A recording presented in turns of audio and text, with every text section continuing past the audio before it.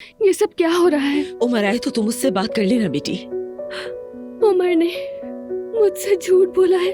मेरे ख्वाब मुझसे छीन लिए, कुछ भी नहीं छोड़ा। अब तुम्हें इसकी कीमत चुकानी होगी जमाना। मेरी जान मत करो।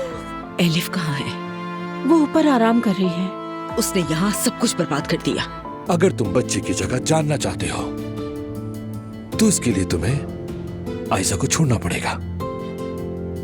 नाज़ली से मुतालिक एक अजीब सा मसला था, लेकिन हमने हल कर लिया। फिक्र मत करो, अब कोई मसला नहीं है। ठीक है, अगर तुम कहती हो तो।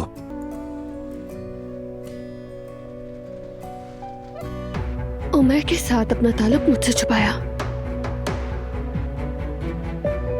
मैंने तुम्हें घर में जगह दी, अपनी जिंदगी में शामिल किया, और तुमने मेरी आंखों में आंखें डालकर मुझसे झूठ बोला, और अब भी झूठ बोल रही हो।